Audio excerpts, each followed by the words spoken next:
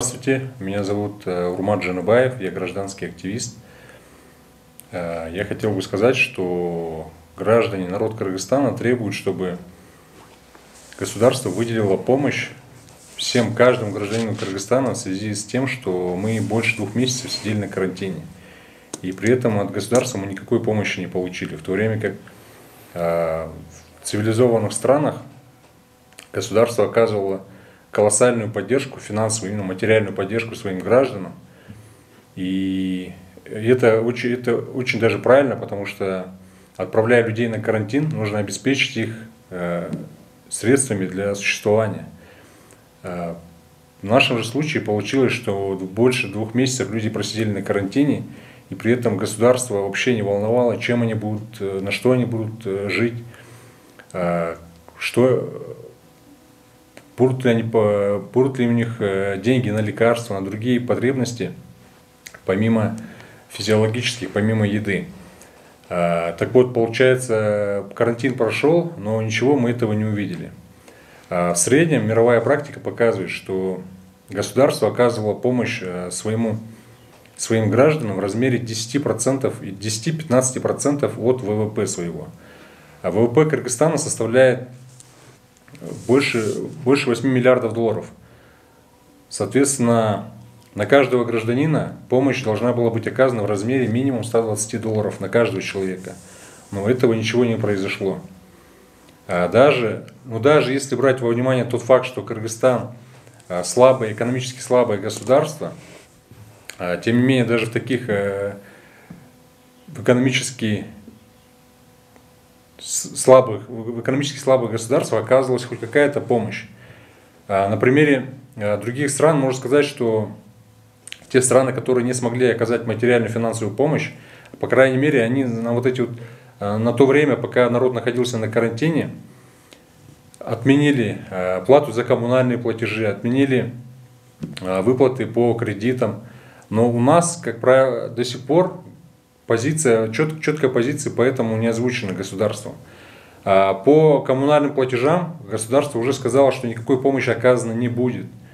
По платежам по кредитам что-то они сказали, но ничего конкретного, четкого не озвучили. Поэтому до сих пор банки продолжают требовать от граждан выплат по кредитам в виде процентов и других платежей. Мы с группой неравнодушных граждан оказывали материальную, именно финансовую помощь в рамках проекта «Таза Бийлик».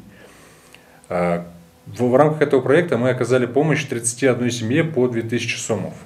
Когда мы развозили эту помощь по нуждающимся гражданам, мы убедились сами в том, что многим людям помимо продуктов необходимы были лекарства, необходимо было детское питание, то есть много чего еще, что было необходимо людям, но они этого не получили.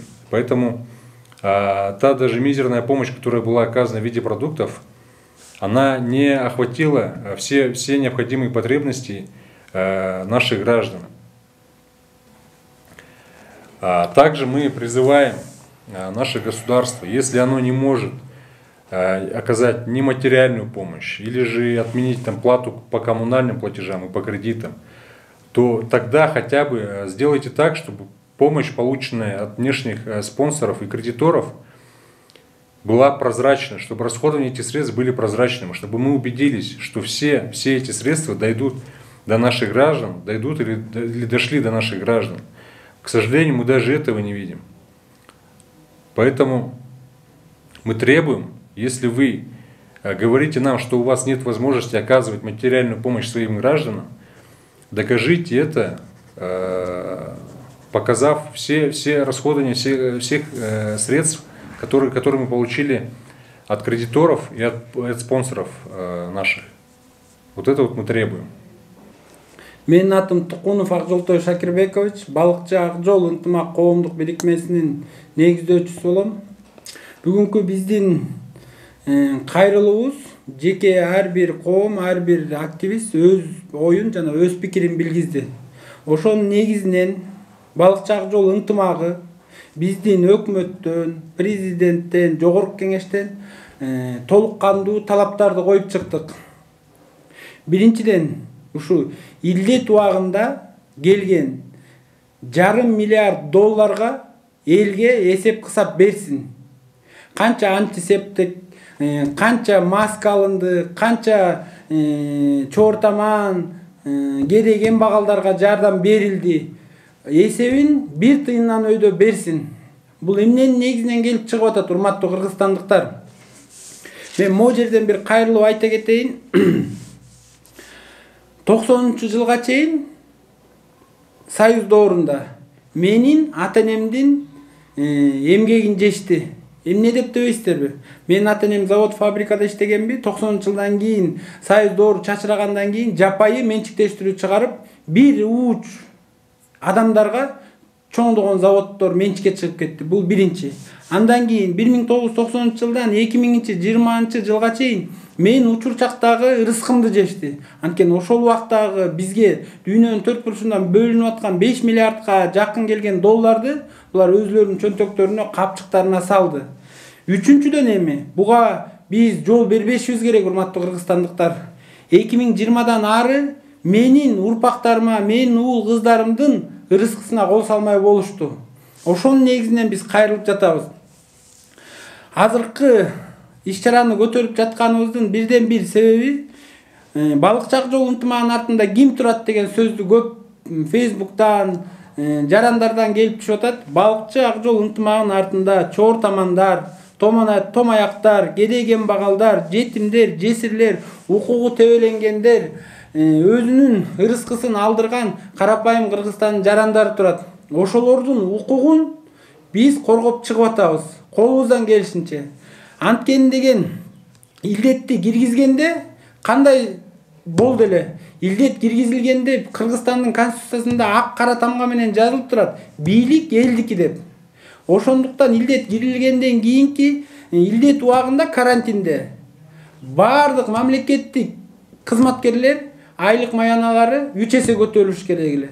Ким жумушка чыккан жок, алардын күнүмдүк ошо 2 ай жабылган карантиндин учурунда бардыгынын деген жеп ичкен, чай чамектери бүт камсыз кылыш керек, камсыздандырыш керек болуш керек болчу. Андай да ишке ашкан жок.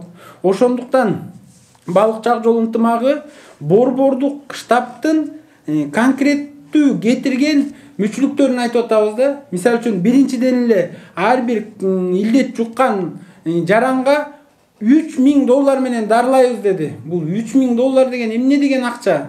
Бул $3000 бир глейген үй бүлөнү бакса болот эле да. Бирок жок, андай кылышкан жок. Андан кийинки булардын кылган иш-чараларына кыргыз эли жана карапайым эл эч кандай ичи чыккан жок. Анткени деген таратылган жанагыдай пакет кылып таратылбады. Булар бүт уят болушту, пакет таратышыпчы. Пакетти ал мына жарандык активист Урмат инибиз деле таратпады. Урмат инибиз аларга караганда, борбордук штабка караганда акчалай 2000 сомдон таратылды. Буга деген кандай сөз келет? Акчалай таратылгандын пайдасы жана максаттары толугураак жетмек да. Мисалы үчүн деген биз айтып атабыз азыр кичинекей соода борборлоруна жардам бериш керек, кичи бизнеске депчи. Жок, кичи бизнестен ар бир айыл, ар бир шаар, ар бир микрорайондо кичинекей магазиндерден баштап жардам бериш керек. 50 миңденби, 100 миң сомдонбу, ошондой түрткү беришибиз керек болуп атат да. Ошондуктан биз жалпы кыргызстандыктарга кайрылат элек. Укугун билген уттурбайт деген девизде биз деген могу кылып аткан иштерибизге сөзсүз борбордук штаб элге эсеп кысап берсин. Конкреттүү, по факту берсин да. Иш кагаздар менен канча жерге өткөндө мэриянын аппараты, Бишкек шаарынын мэриянын аппараты минтип айтып атат. Илдет убагындагы 1-2 МТУга иш козголду. Жок, ал 1-2 МТУга иш козголгон ал биз үчүн уят. Ал МТУнун начальниги жөнөкөй эле карапайым эл да. Жок, борбордун штабтагы башчыларын иш козголсун. Ошолордун шалакылыгынан Кыргызстанда эмне деген бизнес банкротко учурады, эмне деген карапайым эл ачка калды, эмне деген соода борлор банкротко учурады. Биз ошону конкреттүү түрдө талап кылабыз. Ошондуктан урматтуу кыргызстандыктар, биздин бир эле максатыбыз бар. Бул иш-чараларды кылып атканыбыз эл өзүнүн өзүнө таандык ырыскысы элдики өзүнө жетсин деген гана талаптарды коюп турабыз. Ошондуктан баардык Кыргызстандын төрт бурчундагы мыкты активисттерди чакырабыз, баарыбызды биригүүгө чакырабыз жана бул жерден ушундай конкреттүү позицияны коюп атып, биз дагы өзүбүздүн бийлигибизге кайрылып кетет элек. Балыкчы Ак Жол ынтымагы жана жарандык активисттер ушул темаларды көтөрүп атып, биз силердин бийлигиңерди тартып алабыз же биз чыр-чатак чыгарабыз дегенден алыспыз. Биздики конкреттүү мыйзам чегинде, жогорку кеңештегиндеги жазылып турган конституциядагы жарандык позициябызды көрсөтүп айтып атабыз. Ошондуктан мисал үчүн деген илдет убагында конкретно эле мүшүлүктөр кетти да, мисал үчүн жанагыдай МВДнын сотрудниктери сойкуларды ташыды, пропуск бергендер байларга пропуск сата баштады. Ошолордун баары эмнеге жоопко тартылбайт? Эмне үчүн активисттердин баарын жоопко тартып соттон сотко сүйрөп атасыңар? Ошолордун баарын башынан баштап аягына чейин жакшылап териштирүү иштерин көрсөтүп, жана ушул илдет убагындагына конкретно бизге чыгарып берсин эсеп кысабын. Андан кийинки мынакей биздин төрага, жогорку кеңештин төрагасы айтып атат, Артисбекович, экинчи толкун коронавирустук болот депчи. Бул жалган иш. Мен төрагага ачык эле жана бетиңизге айтам. Силер муну менен элди, корккон элди коркутуп, түшүнбөгөн элди бүдөмүккө салып, жана бул жерде экинчи балнада силерге каршы турган активисттерди чочулатып турасыздар да. Эмнеге дебейсизби? Анткени деген силер экинчи толкун менен деп ошондой балдарды басуунун аркасында кылып атасыңар да. Экинчи толкун болбойт. Анан дагы могу илдет убагында коронавирус деп карантин кылдыңарбы? Карантиндин иши мындайча айтканда канааттандыралык болгон жок да. Силер бүт шалакы бөйрөктөн шыйрак чыгарып иш кылдыңар. Ошон үчүн ошонун баарын азыркы эл, карапайым эл, кыргызстандыктардын бир эле каалоосу бар.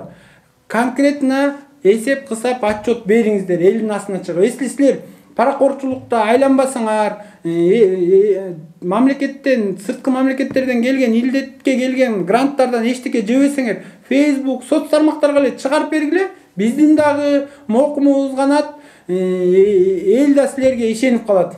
Ошондуктан жалпы кыргызстандыктарга кайрылат элем, сабырдуулукка, ынтымакка жана өзүбүздүн арбайыбызды өзүбүз тартканга азыр ушундай иш келип атат.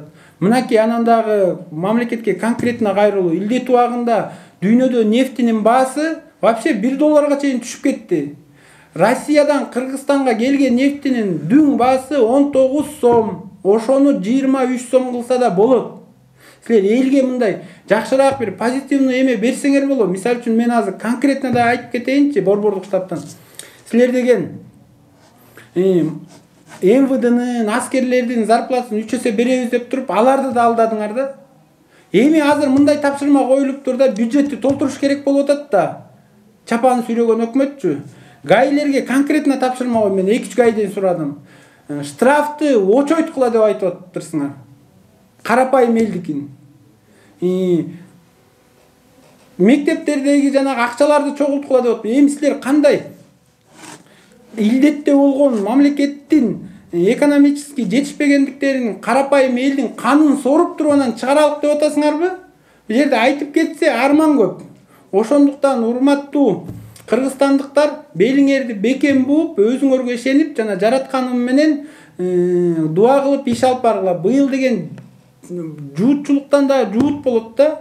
Өтө жуут убакыт келет. Ошон үчүн коро, кичинекей коро болсо дагы картошка, пияз эккиле, акчаңар зарплата айлык маянда отурсаңар, үнөмдөгүлө, кышкыга көмүрдү менен азыртан түшүргүлө. Ошондуктан биздин ошондой сунуштарыбыз бар. Силерди терең урматтап, Тукунов Акжолтой Шакирбекович.